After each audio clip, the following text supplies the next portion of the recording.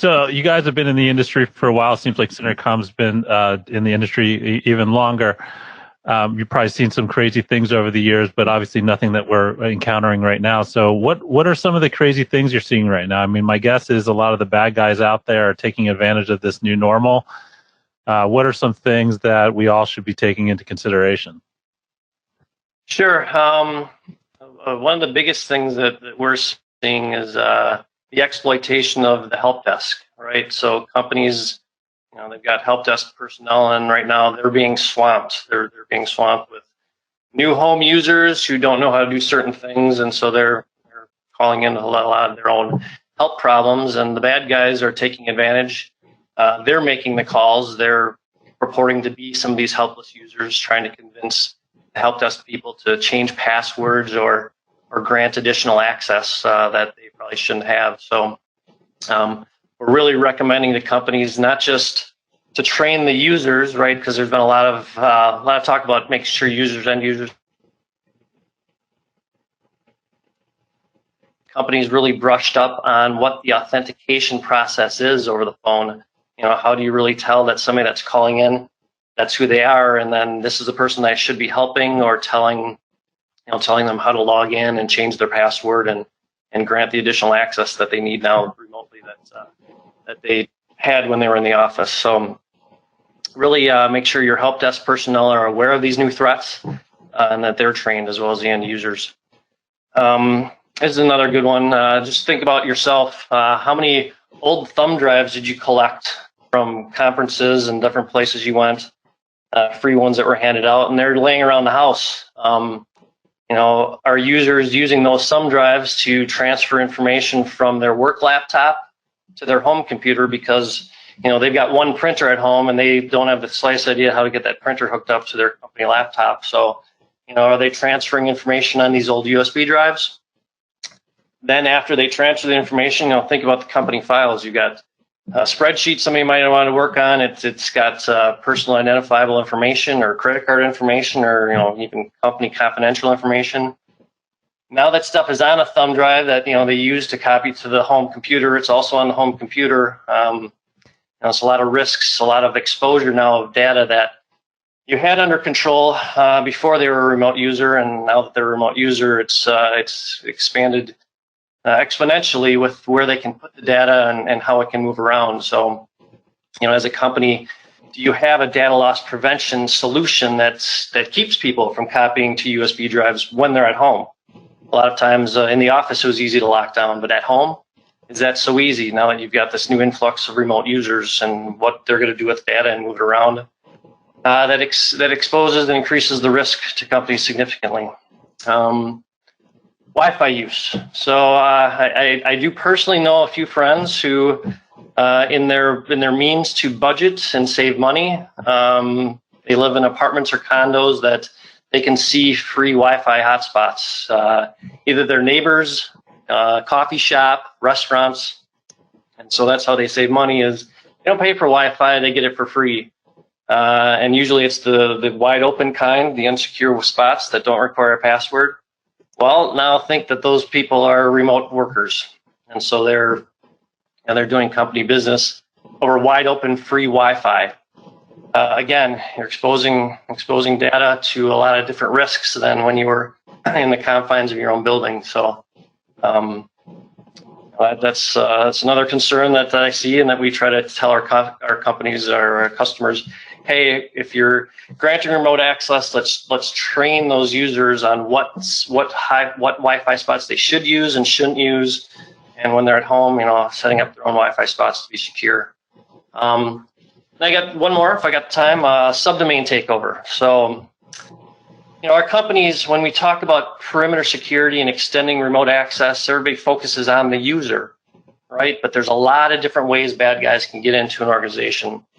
And subdomain takeover is one thing that our consultants use quite a bit for our customers to help them combat this. And what subdomain takeover is, so let's use Acme Company. I was a big Roadrunner fan in the day, and so Wile E. Coyote, that's where you would order everything. And so Acme Company has a domain. Their main domain is acme.com, and Wile E. Coyote, during a Special sale, they registered explodingdarts.acme.com, and that's where they sold their exploding darts. And then after the sale was over, they kind of let that domain expire. They didn't pay for it anymore. And one of their sloppy IT people left the DNS records that point to explodingdarts.acme.com. And those records are out there, easy to scan, and that's kind of what we've got tools that do this. They'll scan our customers' records and find any of these subdomains and make sure that they're legitimate. Because if they aren't legitimate, if they have been expired, then it's easy for a bad guy to take over to then start running and revive that subdomain. And now they've got lots of different ways to get the company data and customers of that company's data. So subdomain takeover is really a kind of a hot area that needs to be looked at in this time where perimeter security is more important than ever. So those are my main 4 stories. Okay. All right. Well, thanks. So what can we do about it?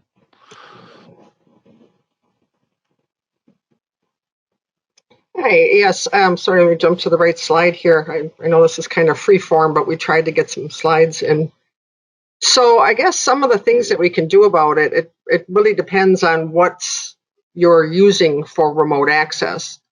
I would say probably the vast majority of enterprises today are still using a traditional VPN concentrator or maybe VPN features on their firewall. And some of the things that we recommend right away to look at risk is on the corporate side, on the head end, the first and foremost, validate the code you're using doesn't have any known published vulnerabilities or CVEs. And not only for the head end concentrator, but for the version of code that perhaps some of the remote users are using. These published CVEs are out there for us, and of course, then sort of the nefarious actors get them so they know things that are exploitable. The last thing we want to happen is to have a vulnerability on your lifeline right now. The VPN concentrator is really your main connection to all your employees. Think of it like your core switch. You know, everybody's connected into this right now, and if you've got a known vulnerability that gets exploited, that could have been easily patched, obviously that's a high risk, and we could potentially knock out all your users. And I don't think many enterprises have a plan B. What if that device goes down? What are we doing?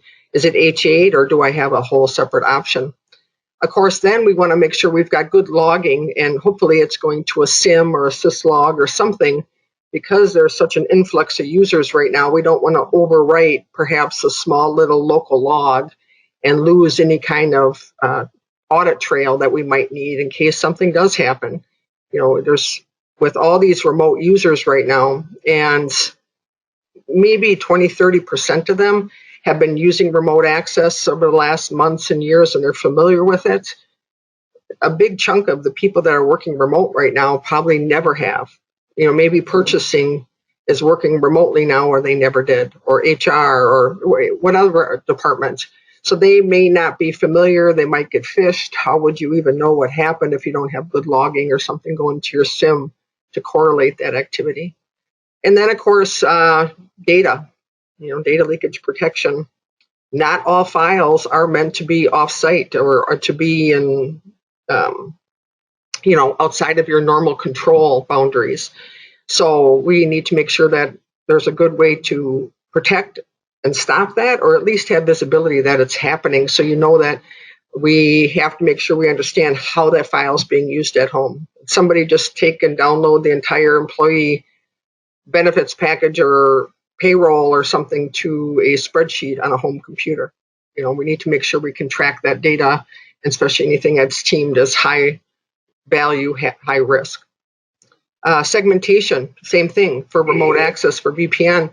A lot of people just spin up a tunnel and let the people come into the network, probably less restricted than they would be on the LAN. Maybe on your normal network, you've got engineering VLAN, you've got production VLAN, you've got accounting VLAN, you've got all these different VLANs, but when they come in VPN, that's gone. They're just coming in a pipe, and we have access to things that we normally might not have had. So how are you restricting those access controls, or can you even restrict those on your solution? It's probably a good question. We spoke a little bit about the redundancy and making sure that you've got a plan B or at least have some option for resiliency should something happen to that box or hardware or config. Split tunneling use, again, this is another thing that maybe hasn't been talked about in preparation for something like this, because the people that were using VPN were likely users that had a laptop and are used to working remote. Well, with this huge rush and this influx that we are having, that perhaps maybe the home PCs are now coming on the network. And it's not much different than the BYOD devices you have maybe on the LAN, if your policy allows that. But again, you've got controls at the office for BYOD. Maybe they just go in the guest VLAN, or maybe they get Web Outlook or something like that. Well, I've got a BYOD device that's VPN into a tunnel with no segmentation or other controls. I've got a much higher risk now, especially if they're allowed to split tunnel right to the cloud, have connections to who knows what from their home device, and then I've got a VPN right into the office. Am I going to allow split tunneling or not? Or maybe split tunneling simply comes down to we don't have enough bandwidth on the head end to bring all that back, so we have to allow it. But what compensating controls should we be looking at that time? And then an easy, low-hanging fruit, easy win here is to go out to cissecurity.org. There are a ton of great config guides, hardening guides that you can download. They're free. They want you to use these. They're probably for, I would hate this, maybe 90% of all the different manufacturers' possible VPN. And run through that. Have somebody run through that checklist, at least for the high-risk ones, and make sure that your system is configured and hardened that way. Again, you'd hate to lose your only lifeline to your employees because of a config somebody forgot a check mark. I mean, it's an easy thing to do. It's all there. It's free. And then, as Jeff mentioned earlier, take a look, run continuous pen tests or scans at the bare minimum of all your public address space right now. We're all holed up at home. We're working remote. So are all the nefarious actors. They have published lists of vulnerabilities just like you're looking at. So you can be sure that they're trying to exploit them while they're locked up at home, just like we are. So that's a little bit on the head end stuff, but hopefully there's some bits of information that are good for you there. And Lisa, I'm glad you brought up the CIS guides. That might be a little bit to ask for every employee to go out and find that CIS guide, the hardening guide for their operating system, and do it on their own. So it might be a good time for the IT department to put together a quick summary of things that end users should be looking for at home. So the key points of the CIS guide, like you mentioned, kind of the high-risk ones. The high-risk ones for the end user would be useful for that new remote access group. Things like timeouts on the computers. Because on their home computers, I'm guessing most people have turned off that automatic timeouts to lock the computer down. So they get up to go walk the dog, and their teenage son or daughter, they're on a break from homeschooling. They decide to sit down and use the home computer, which is now still connected to the VPN, and they're browsing to their questionable websites, clicking on questionable links while they're going through the VPN. So in essence, they're in company assets, and they could be downloading bad stuff within company areas. So that could be a way in for the bad guys that isn't really considered. We talked about data loss prevention, data leakage prevention. So our home computers and places where they're storing data, are they encrypted? That's an important concept of making sure that all data at rest is stored on encrypted devices. So that's another area that users can check on and make sure that they're using encrypted storage. And then simple things like license usage. With all these people remote access now, are there software licensing requirements that when you're online from home and you're in some software, are you using up a license? And should you tighten up the procedures of, hey, when you're not using the software, please log out because somebody else needs to jump in, and you're tying up a license when you're, like I said, out for your 20-minute dog walk, or you're doing Pilates for a little bit to release tension. So just different areas that we didn't have to consider before this.